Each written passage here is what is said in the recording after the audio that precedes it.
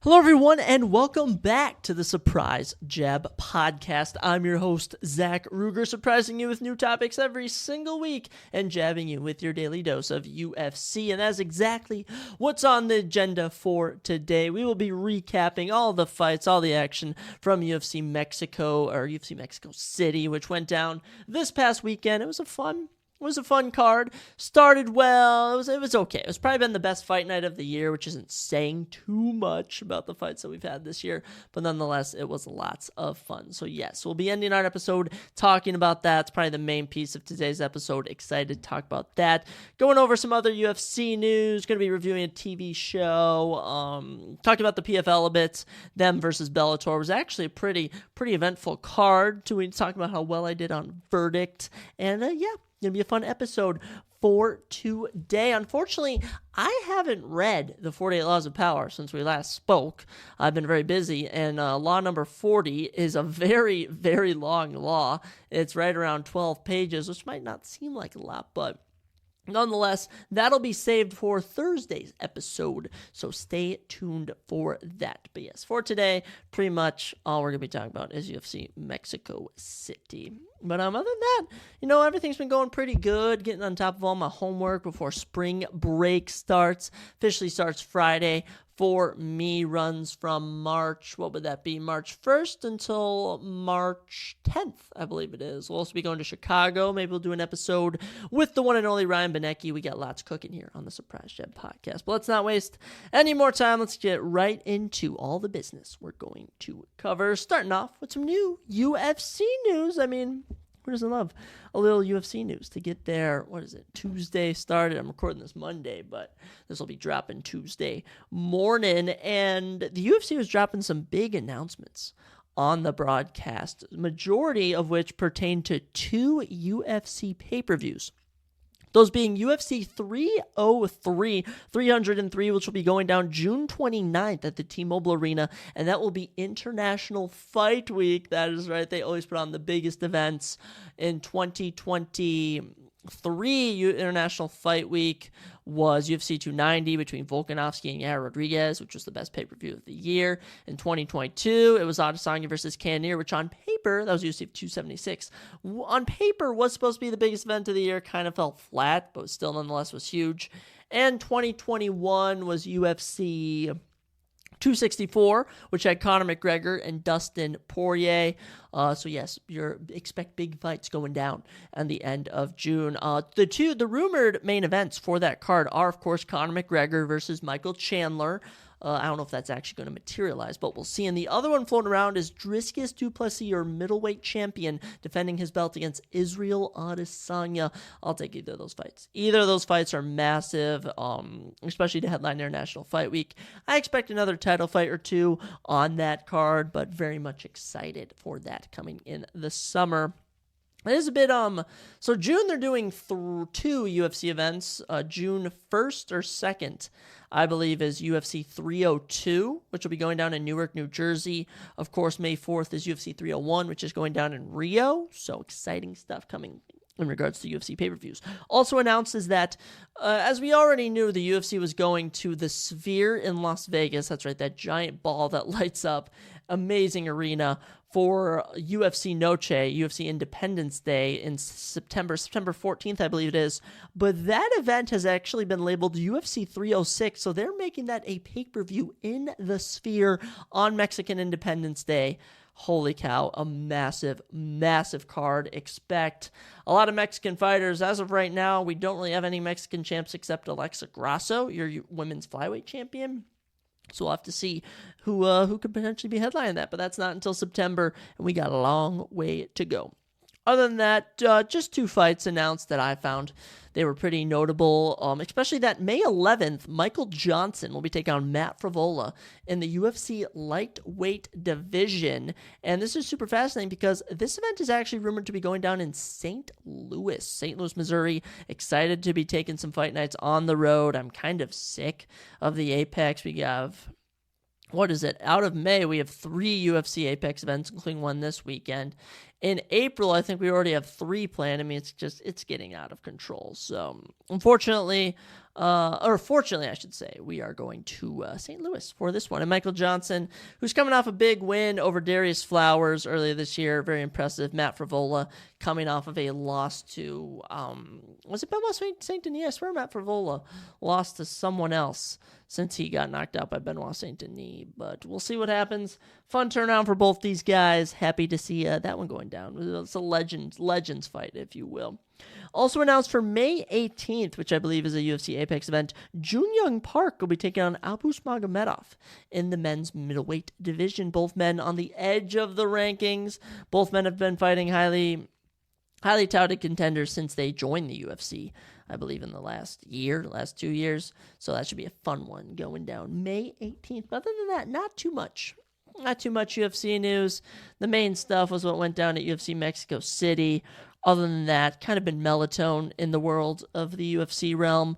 But we'll see what fights come about or before Thursday or whenever the fights get announced. Dana White's always dropping new fights. The UFC's in general is releasing new fights. Plenty of fun stuff to come in the future. And I'll tell you what was super fun. What was super fun, and that was watching. I believe I binge watched this over kind of a Thursday to Saturday range, and it's on Apple TV, and it is called Blackbird. And this was an amazing mini series. It was on Apple TV, of course, and it was absolutely amazing. It's a true crime drama, and it's called Blackbird, and it's basically about this guy, and this guy named James Keene, who was played by Taron Egerton. Amazing. He starred in the Kingsman movies. He was Elvis in the Elvis biopic, and been in a lot of stuff. He's an amazing actor. And he stars as this guy, James Keene, also known as Jimmy Keene. He goes by Jimmy throughout the whole movie. And Jimmy goes to jail for drug and weapons conspiracies, or basically for trafficking them, if you will. And he faces a 10-year prison sentence without a chance for parole, which is very notable, getting that point across just to kind of give you a perspective of how the stakes that he had for this mission. And given Jimmy's natural charm and charismatic personality, he has a gift for talking. He has this gift for just talking to people. And the FBI comes to him and offers him a chance to fully commute his sentence and go on a clean record with nothing to do with federal authorities anymore if he can get a serial killer to admit where he hid a body and admit to murdering a woman. That serial killer is played by Paul Walter Hauser, who for any of my, any of my Cobra Kai fans, he is Stingray from the Cobra Kai series. Amazing character. Super, super funny. He plays this role amazing. He plays this character amazing. Larry Hall, who is a real serial killer and rapist who murdered 14 women, maybe more, up to 21. He's an absolute monster, still in jail to this day. And it was an incredible story, incredible TV series, very, very suspenseful at times. I was really on the edge of my seat at times, very intense. It also stars Sapaya Moafi as Lauren McCauley, who's an FBI agent. She plays a very, very good role in this film, as well as Greg Keener. He plays Brian Miller. Greg Keener, a notable actor. You've seen him in things. I can't really recall what. He's just one of those actors you're like, oh yeah, I recognize him. He plays a police detective who's investigating Larry's missing murder victims. And, of course, Ray Liotta in his final role, rest in peace, as he plays Big Jim Keene, James Keene, who is Jimmy's father. Very good role, very amazing film. And I won't really, or not film, TV series, but 6 episodes on Apple TV Plus. I won't spoil anything that happens, but it is absolutely amazing. The suspense is just ridiculous, and it is just sick. It is just sick what this serial killer Larry Hall did. Just makes me sad. Just makes me sad. And it received a 98% on Rotten Tomatoes and 8.2 out of 10 based on 80 critic reviews on websites. The New York Times raved about it. I mean, the Hollywood Reporter raved about it. It got it actually won Critics' Choice Awards. Paul Walter Hauser, of course, who played the serial killer, won Best Supporting Actor in a Limited Series or Movie in 2023. He won that. A lot of people were nominated. He also won Best Supporting Actor in a Series, Miniseries, or Television. Outstanding Cinematography for a Limited or Anthology Series was won by Natalie Kingston, who, of course, did the cinematography. An outstanding supporting actor in a limited or anthology series at the Emmys. Paul Walter Hauser won it. Absolutely amazing. This was on fire last year. And I can't believe I just discovered it. Saw a clip on TikTok, decided to check it out, and it was so worth the watch. And it's actually pretty crazy because of the 6 episodes, 3 are directed by Michael R. Roxham, 1's directed by Jim McKay, and the last 2 are directed by Joe Chappelle. So multiple episodes directed by different people. Found that very fascinating and how it ended up working out so well.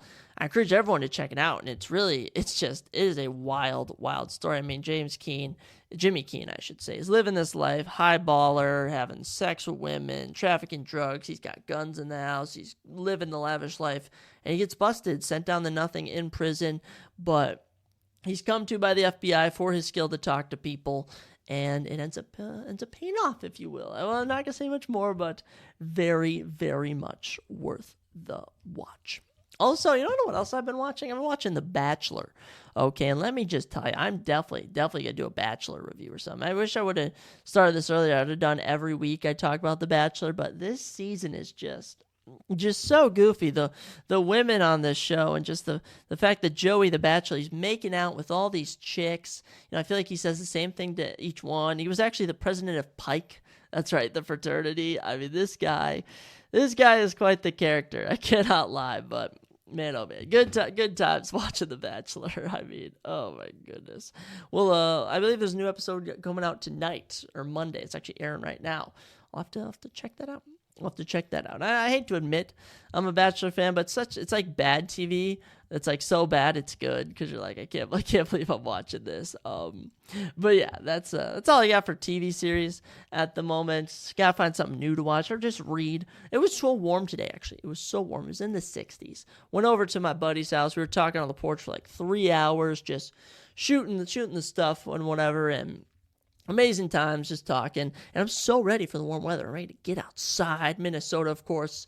It's been chilly. It's going to be chilly for a while, but with spring break coming up, good things are a-coming. And let me just tell you, of warm weather, Saudi Arabia, the PFL versus Bellator was so good, if you will. I mean, I won't lie. I feel like a majority of UFC fighters would beat these PFL fighters, but for our predictions, especially on Verdict, I went 4-0 on the prelims. I correctly predicted the round that and way that Aaron Pico would knock out Henry Corrales, which I found super impressive. And on the main card, we went 5-1 on our picks and correctly predicted 3 of the fights. We even placed in the top 10%, won a championship belt. Absolutely on fire on Verdict MMA. Follow me, ZR2002, if you want to get your UFC picks and make some money. Because honestly, I should start betting. I do pretty good on my picks. I cannot lie. I do pretty good on my picks. As for the whole card as itself, well, let's kind of go through it all. It was PFL versus Bellator. That was all the fights. On the prelims, actually, you had Clarissa Shields defeating Kelsey DeSantis by split decision. Clarissa Shields, legendary boxer, now in the MMA sphere. Wasn't her most impressive performance, but still managed to get the win over the 1-2 Kelsey DeSantis. Survived a nasty armbar. Happy to see her getting the W. Big O Ali Walsh defeated Emmanuel Palicio via split decision. Big O Ali Walsh, of course, the great-grandson of Muhammad Ali, doing his thing, made his pro debut. Impressive stuff.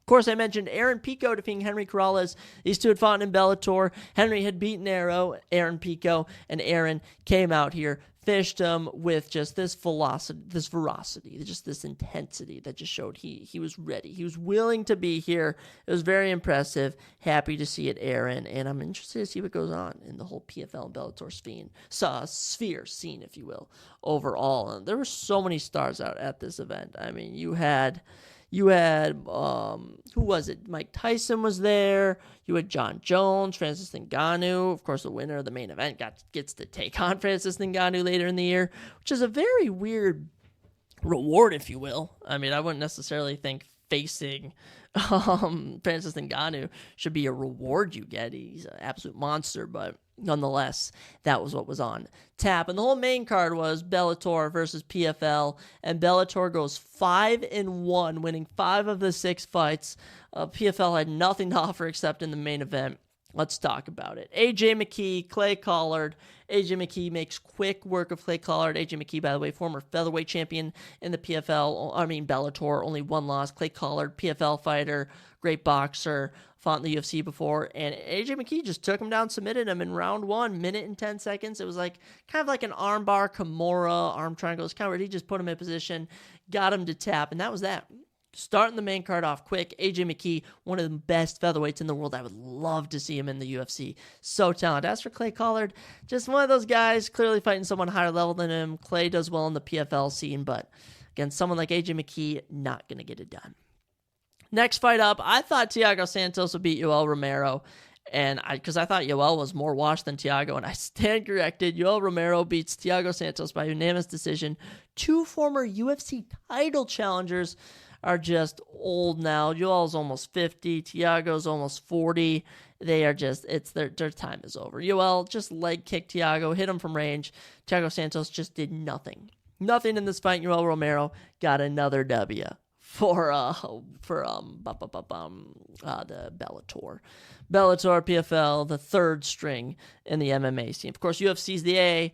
The starters, your backups are got to be one championship in Asia. They are absolutely massive over there. Oh my goodness, massive on that scene. And PFL and Bellator are kind of tied for that third place. Next up, my favorite pick, I predicted it on Verdict, which is what helped me place in the top 10%, Vadim Nemkov, former, I don't actually know if he's former, but the men's light heavyweight champion, taking on Bruno Capoloza of the PFL, and Vadim submitted him in round number 2 with a little arm trial action, put him to sleep. So impressive. I was absolutely loving it. I was absolutely loving this. Vadim Nemkov seemed like a savage, probably one of the best in the world, probably the best light heavyweight in the world. He would probably beat a majority of the UFC fighters. This guy is so talented. And Bruno Capoloza, we knew he struggled in the grappling realm. And yeah, just not the best performance for Bruno Capoloza. Stick to the PFL heavyweights, buddy. Don't try and play with Vadim Nemkov. Next up, just another showing of what happens when you take a lower-level PFL fighter and a champion from Bellator. Jason Jackson, your PFL welterweight champion, just brutalizes Ray Cooper III. Round 2 TKO, 23 seconds in, and he did it with leg kicks. Freaking leg kicks. This was absolutely savage from Jason Jackson. I would love to see him in the welterweight division. I'm talking this guy could definitely hang with the majority of the top welterweights. I mean, I'm trying to think of a good matchup if we were to send these guys to the UFC. I'm actually going to say that afterwards. But yeah, Jason Jackson could take on a lot of these UFC guys and have amazing success. The co-main event, your undefeated 14-0 at the time middleweight champion from Bellator, Johnny Eblen, trained with Sean Strickland, nasty guy, taking on Impa Kansagana, your light heavyweight champion from the PFL, dropping down. And this was a competitive fight. This was a good fight.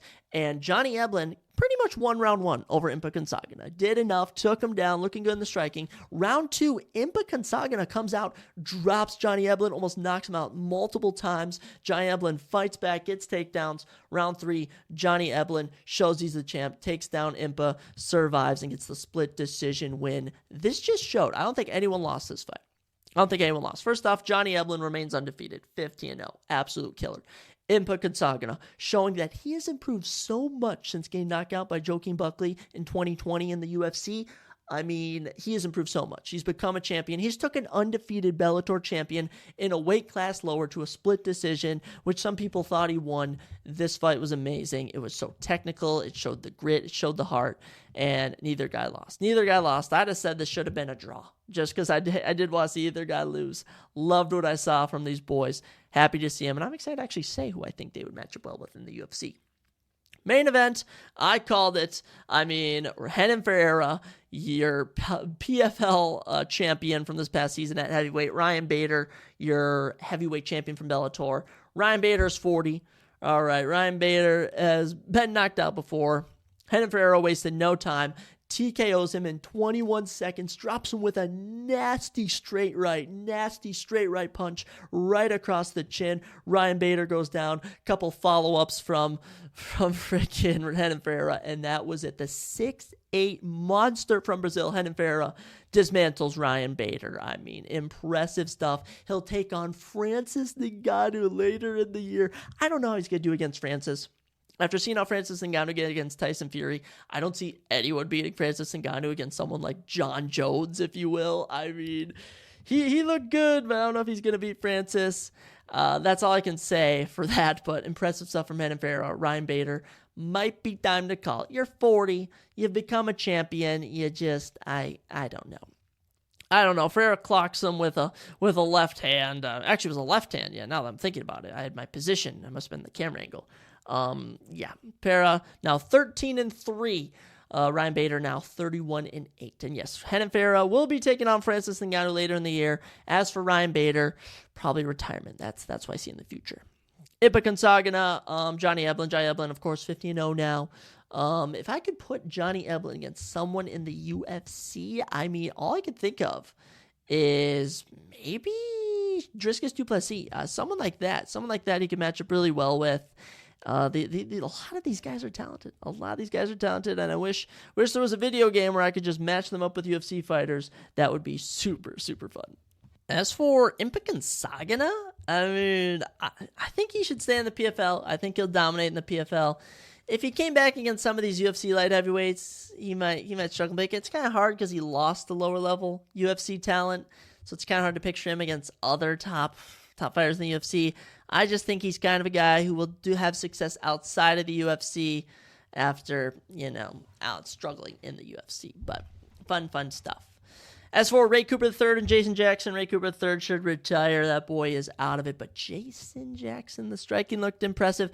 Him versus Leon Edwards would be a good fight. Him versus Kamaru Usman, Gilbert Burns, Ian Gary.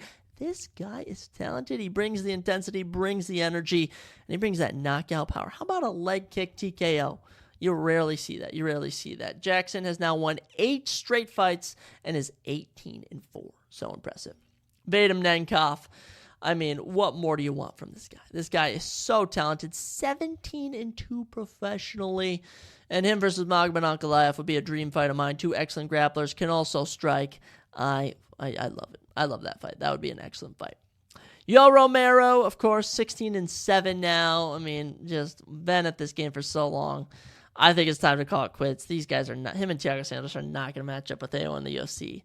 That's all I can say. AJ McKee, of course, 22-1. 22 wins, 1 loss.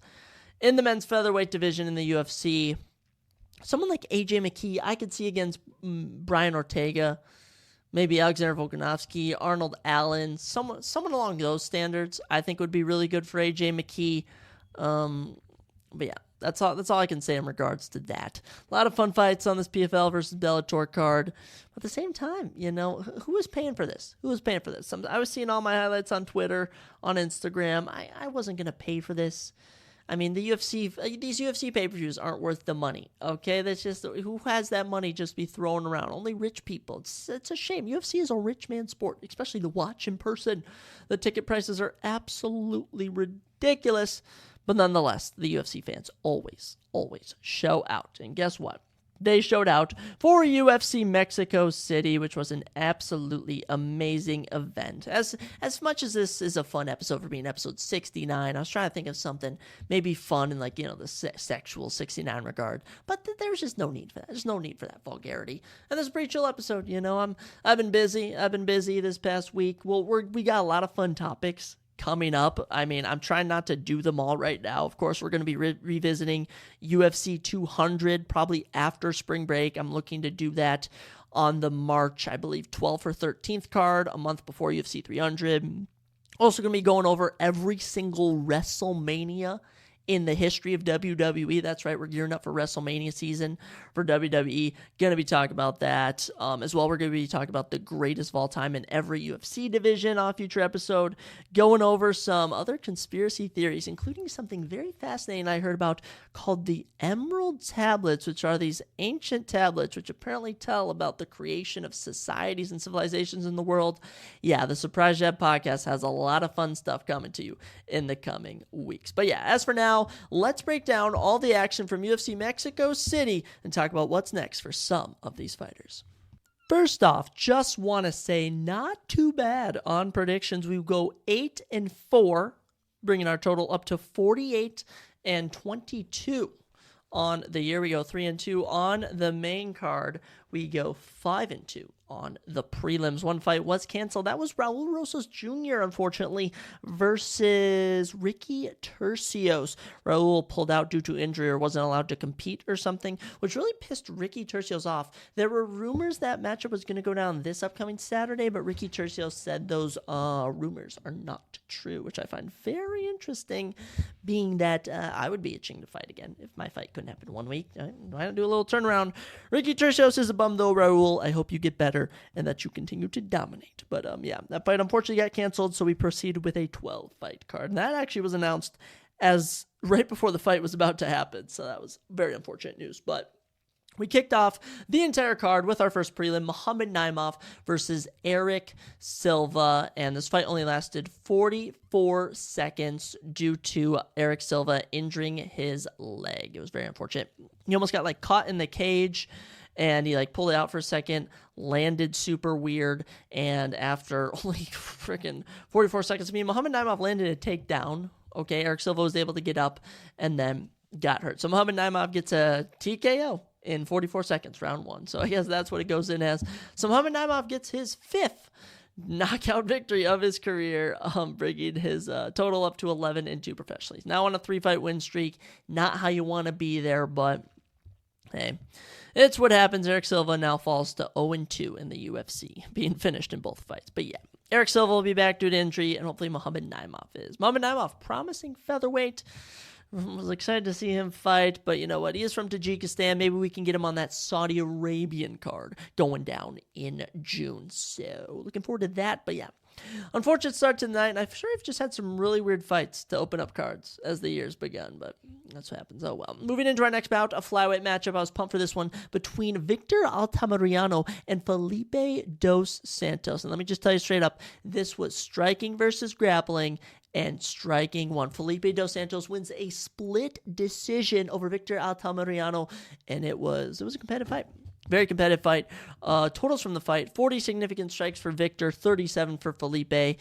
Total strikes: 52 for Victor, 62 for Felipe. 9 of 11 on takedowns for Victor for only 5 minutes of control time, might add. So landing 9 takedowns, only gained a round of control time. That was the only round that Victor won on 2 judges' scorecards. I just find that very, very fascinating.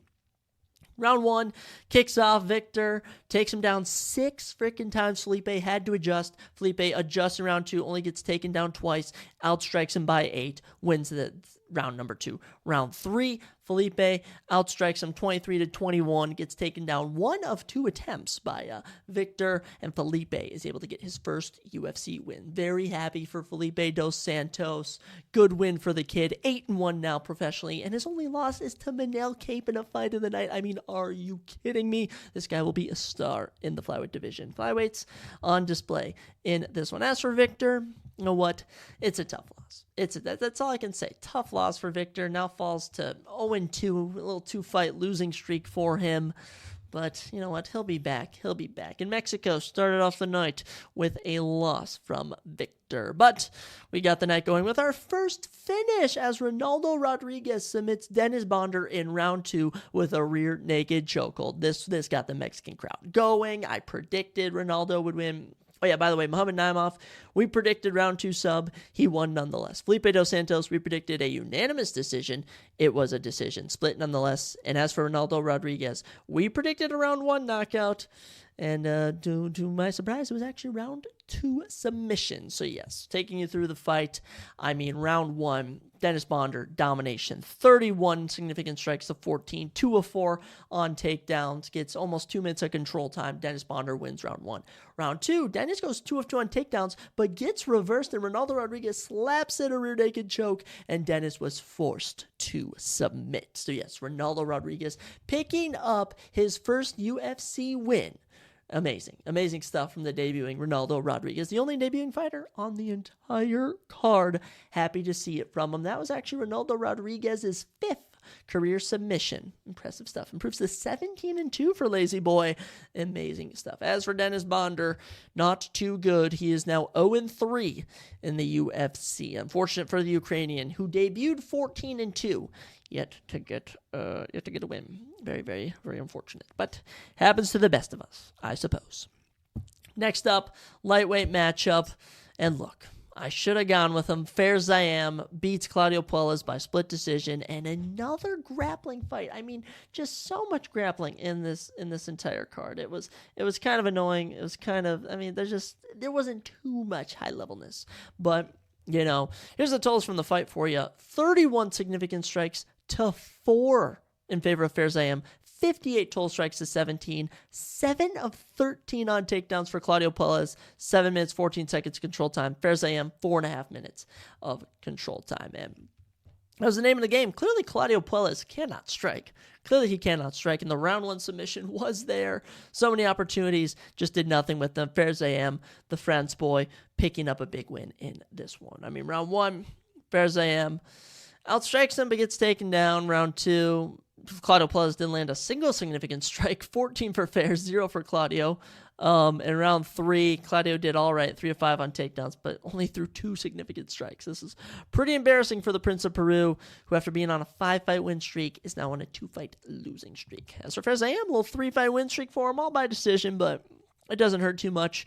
I know he wants to fight in the summer. We can get him on he actually called out Dan Hooker. I don't necessarily know how good of a fight that is to move up that high in the rankings, but someone like Drew Dober at 15, Bobby Green, win or lose against Jim Miller at 14 in the rankings. I would be happy to see Fair Zayam get that, whether that be over the summer or even later in the year, where I assume the UFC is going back to Paris in September. That's kind of, they've done it the last 2 years. I assume they'll do it again. Good win for Fairs. We did predict Claudio Puelles by sub, but like I said, if he couldn't get him down, he wasn't going to win. And despite getting him down, still could not get the win. Next up, we got our second finish of the night as Edgar Chairez puts his rivalry with Daniel Lacerda to an end in the men's flyweight division with a 2-minute and 17-second triangle choke. And what do you know? Daniel Lacerda will end his UFC career 0-5 with a no contest. Absolutely embarrassing. I'm just saying this one, Daniel Lacerda landed a takedown, unfortunately wound up in Edgar Chairez's guard, and a triangle choke was slapped in, and it was a GG from there for Daniel Miojo Lacerda. Bye-bye. Edgar Chairez wraps up his 7th career submission. Impressive stuff for Piero Cicciali, who improves to 11-5 with all of those wins coming by finish. And by the way, Daniel Lacerda, 11-6, all 6 of those losses coming by finish. Just unfortunate. Big win for Edgar here, picking up his first UFC win. Love to see it. Edgar, of course, will remain in the UFC. Daniel Lacerda will be promptly cut. And, you know what? With all these flyweights on this card, I would happily do Ronaldo Rodriguez versus Edgar Chairez. And this was Mexico's second win of the night. Very impressive stuff from Edgar. Getting it done. I thought he'd get a round 2 knockout. Wasn't the case, but nonetheless got a victory. Very happy to see it. Congratulations, Edgar. Sky's the limit. Sky's the limit in this men's flyweight division. There's just too many options. There's too many options. And by the way, we're going to be talking about title pictures in UFC 301 at the end of this card we're talking about. And there's a lot of things going on in this flyweight division. Happy to see guys like Edgar Chairez keeping the flyweight division afloat. Next up, another flyweight matchup and just another grappling fight. And might I add, of my 2 incorrect predictions on the prelims, both were split decisions, I do want to say. And of my 4 incorrect picks on the card, 3 were split decisions. Just want to kind of throw that out there. Jesus Aguilera of Mexico beats Matus Mendonca by split decision. And this was I don't really want to say controversial, but not a lot of people thought that Jesus Aguilera won, but Totals from the fight for you. Jesus Aguilera, 19 significant strikes, 18 for Matus. So we had one more. Total strikes, 43 for Matus, 38 for Jesus, 5 more for Matus. 4 of 8 on takedowns for Matus Mendoza, 8 minutes, 44 seconds of control time. Jesus Aguilera, 1 of 4 on takedowns, 4 minutes and 51 seconds of control time. Round 1, Jesus Aguilera wins. 7 significant strikes to 1, 14 total strikes to 7. Did get taken down twice, but ended up being able to reverse it and get almost 3 minutes of control time. Almost the whole fight was fought on the mat. Round 2, though, Matus comes back, gets almost 3 minutes of control time, outstrikes him significantly, 13-6. Round 2 for Matus. Round 3 is where it gets tricky. Jesus outstruck him significantly, 6-4. Total for Matus, 20-7. 1 of 1 on takedowns for 4 minutes control time. I think it actually came down to round 2 when I think about it. But then, if you needed to get a finish on this card to be definitive about who was going to win. I mean, we saw in all the decision fights on this card that it was pretty much going to be split 2-1. 2 judges one way, 1 the other. That happened multiple times. Matus Mendoza suffers his 3rd straight UFC loss. He's now 0-3 in the UFC. Tough to see from the Brazilian man, but I don't know, not much sympathy for you. I thought he won. I think a lot of other people thought he won, but again, just didn't do enough to win. Jesus Aguilera now on a 2-fight win streak, 10-2 now professionally. 2-1 in the UFC, not too shabby. He'll stick around. You know what, Jesus, you already beat another Brazilian. How about you take Felipe Dos Santos? I don't know. No, it's easy to match up flyweights. It's easy to match up fighters in general when they fight on the same card, and they're not really, highly ranked. So you can kind of go, oh, he can just fight him, he can fight him. Is what is.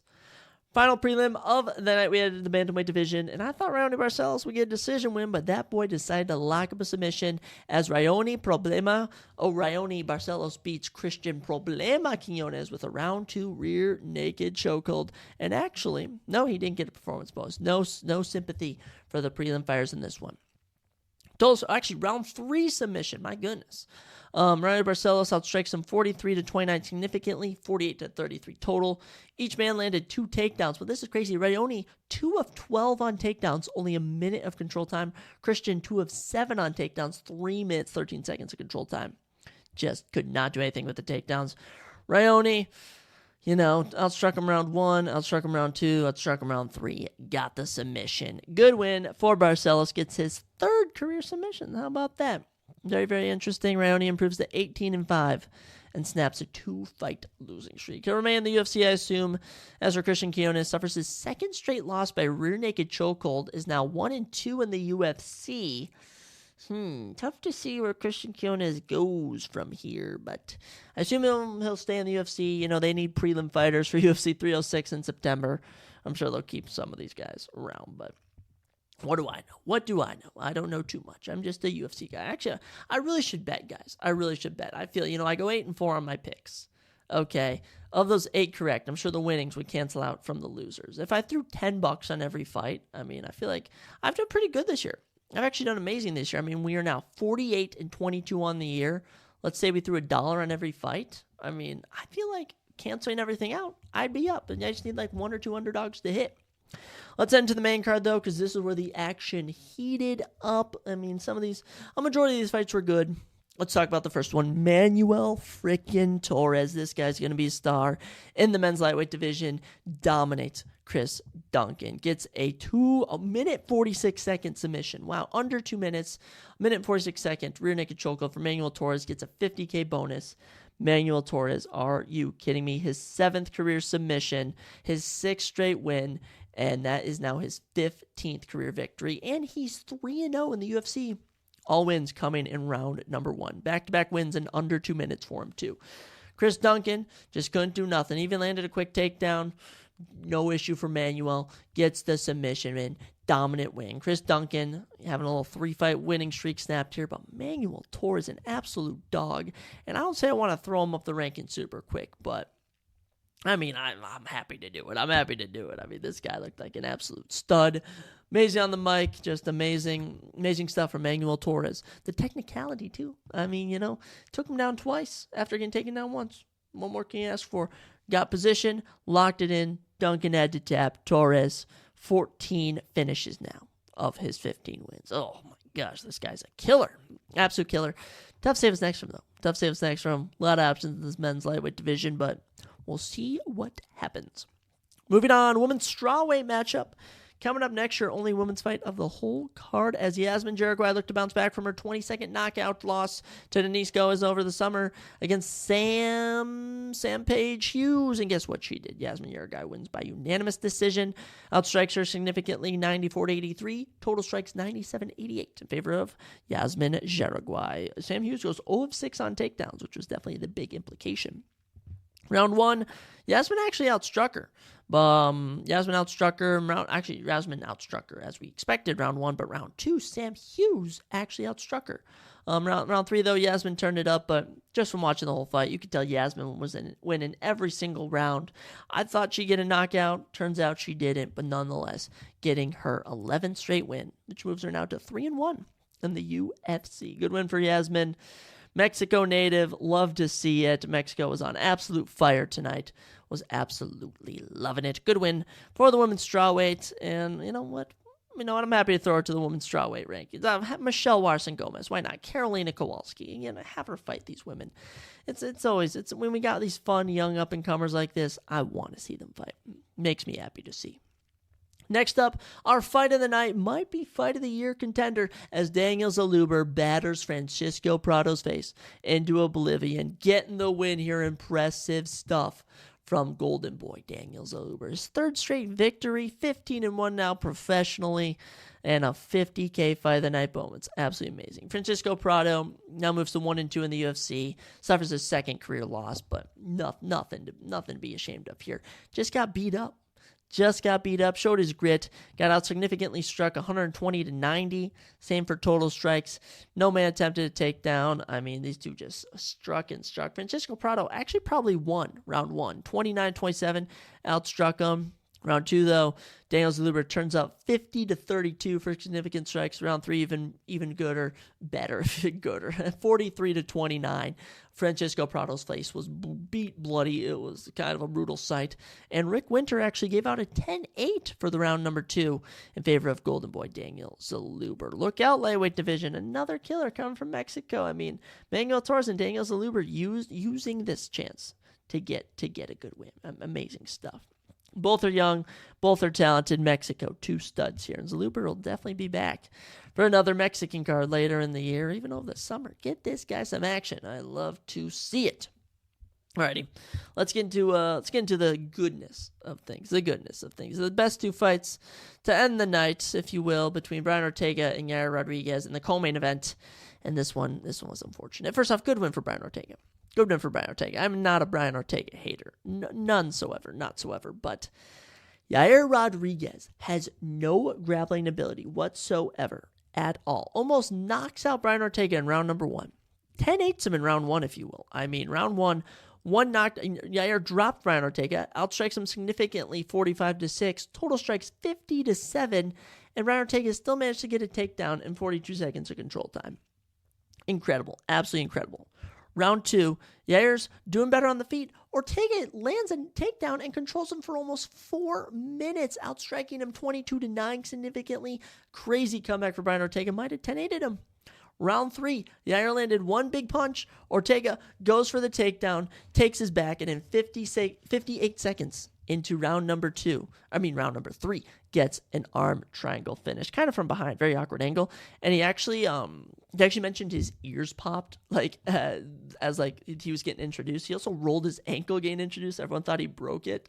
So he couldn't really hear well. So when Yair was tapping, Mark Goddard was telling him to get off, and he couldn't really hear, so it kind of lasted a while. And Mark Goddard looked all angry, chasing him, but Brian Ortega was like, "Oh, no, please, I'm so sorry." Pretty comical image, but good win for Brian Ortega. Excellent bounce-back win, getting his 8th career submission victory.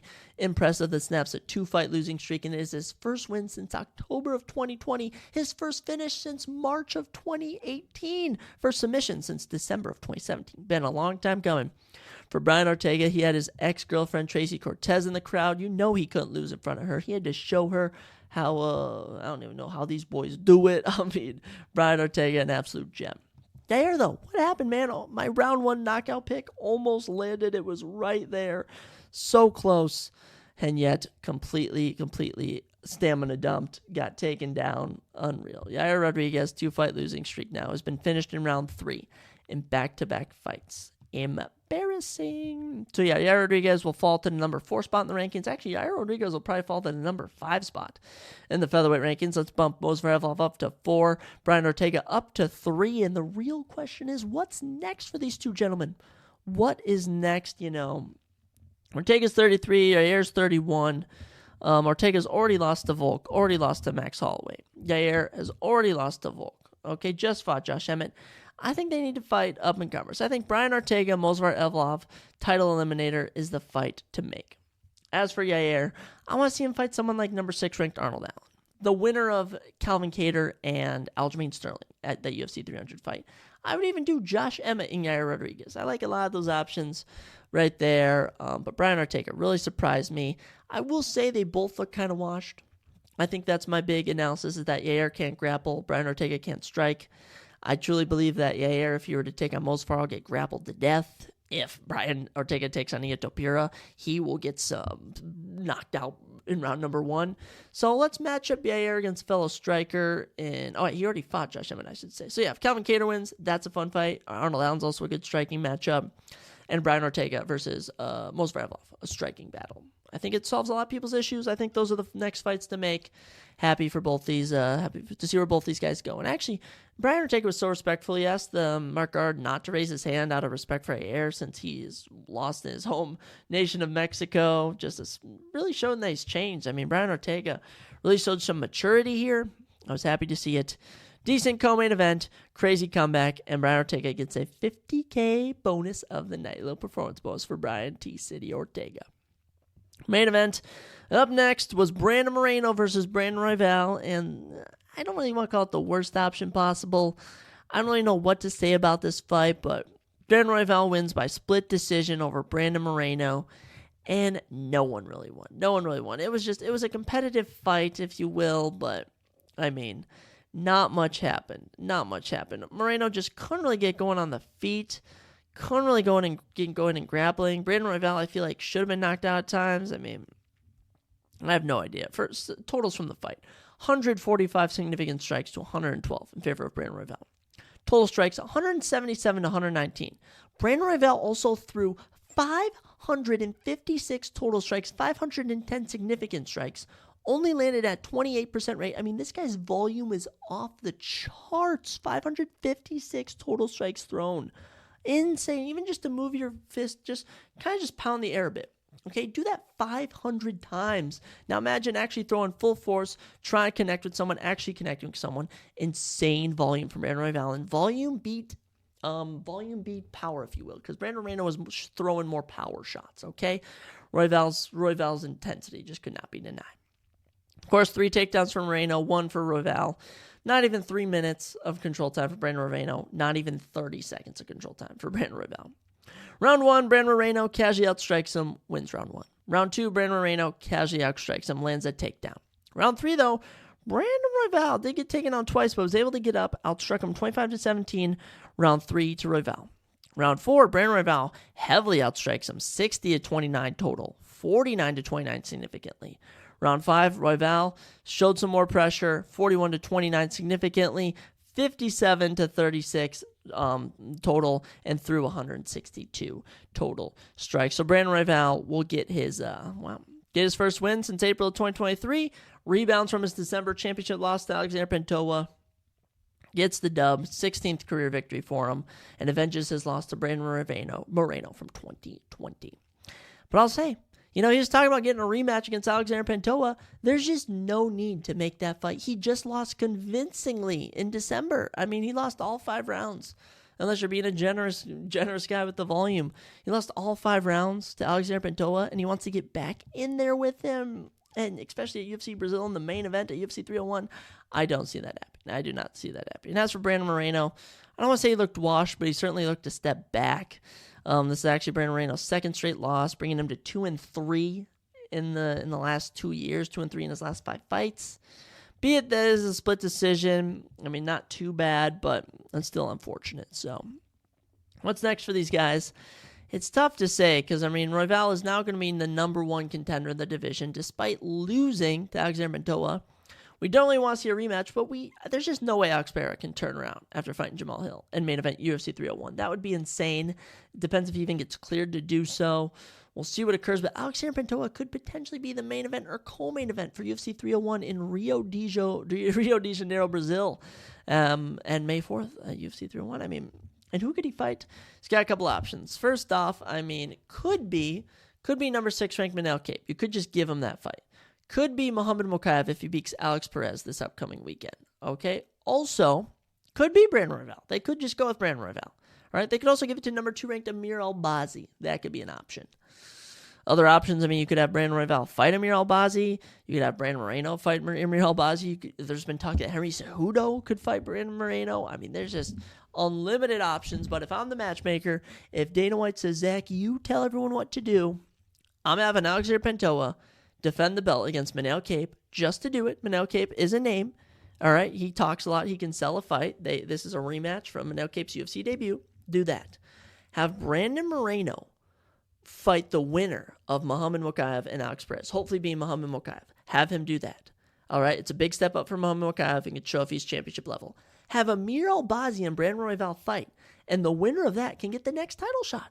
It only seems fair. That is the fairest option that I think I've seen. I think that should be what we do. So, yes, Alexander Pantoja versus Manel Kape, co-main event, UFC 301. Let's find another fight to main event over that. Brandon Moreno versus Muhammad Mokaev. Make it a fight night over the summer. Amir Albazi versus Brandon Royval. Make that a fight night over the summer. Do those fights. I think that is what you do. Featherweight picture, let's just clear it all up. Yair Rodriguez just lost. Let's have him fight Arnold Allen. All right, striking battle. Do it in Manchester over the summer. Brian Ortega, Movsar Evloev, fight night. Let's do it. It can even be on a pay-per-view later in the year. Winner gets a title shot. Everyone's happy. Shout out to everyone who's happy. Let's do that. But yeah, decent pay-per-view.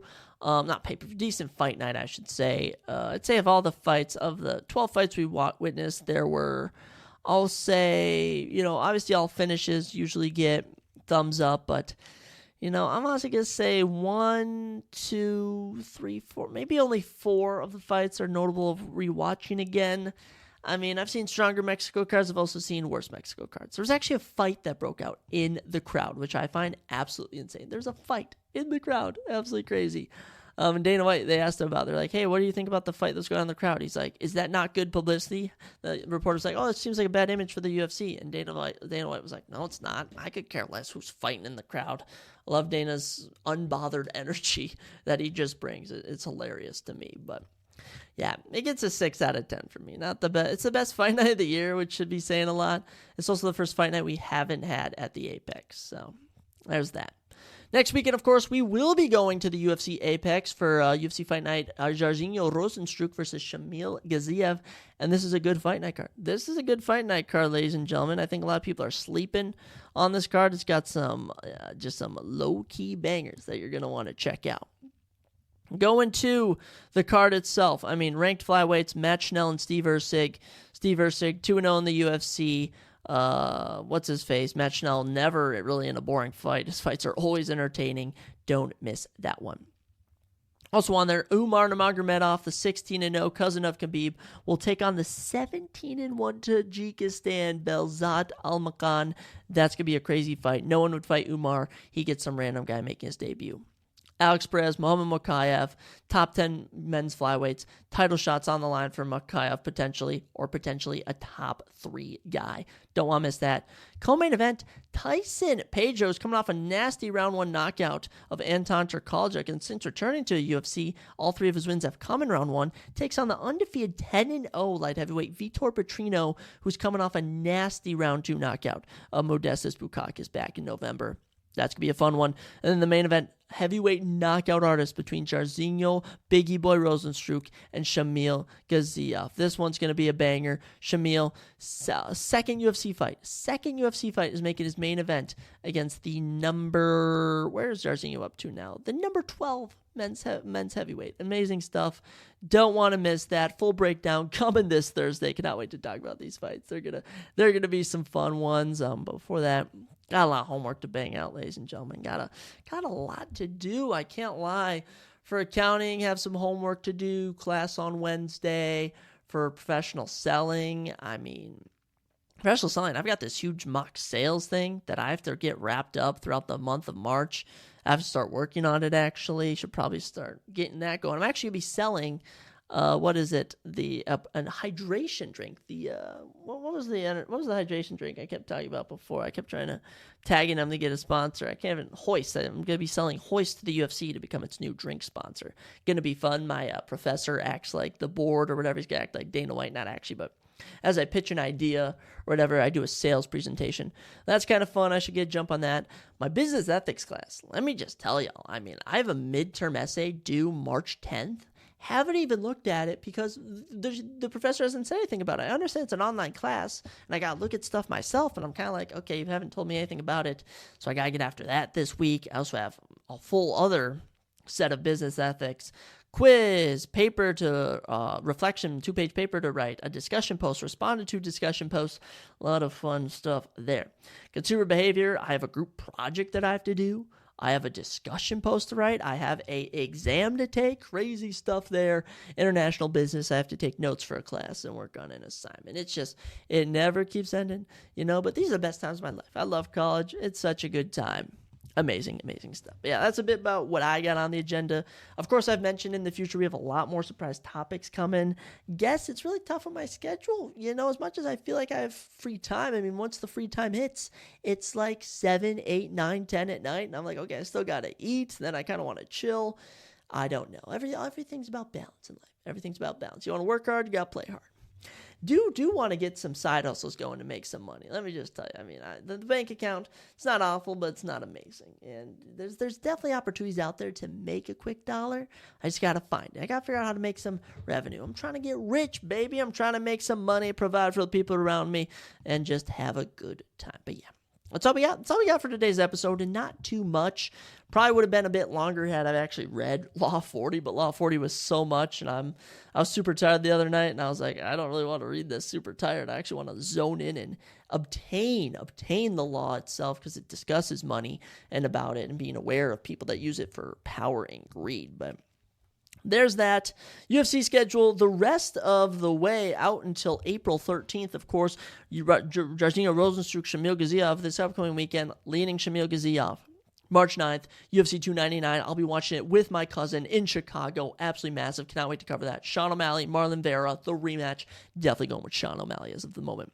March 16th, we're back at the UFC Apex for Tai Tuivasa versus Marcin Tybura, 2 top 15 men's heavyweights. Definitely going with Tai Tuivasa, knockout artist. After that, we go back to the Apex, March 23rd, Amanda Ribas versus Rose Namajunas. Probably going Rose Namajunas, but I could care less about that card. Erin Blanchfield, Manny Fiorot, that's a good women's fight. March 30th in Atlantic City, New Jersey. A title shot is on the line. Also get Joaquin Buckley, Vicente Luque on that card. Pump for that. April 6th, back at the Apex, Marvin Vettori, Brendan Allen. Big middleweight matchup at the Apex, but I do rock with both those guys, so that should be exciting. And then UFC 300, April 13th. I'm so pumped for that card. Alex Pereira, Jamal Hill, leading Alex Pereira. As of right now, I might go play some bets. I might go down to Iowa with one of my buddies, and we might play some bets for UFC 300. I might as well. Like I said, 48-22 on the year. I should do some math, see if I can make a quick profit off of some of these. If not, as long as we're having fun. But I won't delay the outro anymore. It's rare. I haven't had a sub-hour episode in so long. It's back to our early days of the podcast. But yes, that's all I got for today, ladies and gentlemen. Thank you so much for listening. Have an amazing week. Make this the best week of your life. The weather may be chilly, but let's remember we're all hot. I don't know that. Hot and steamy. Episode 69. Ladies and gentlemen, I will catch you next time on the Surprise Jab Podcast.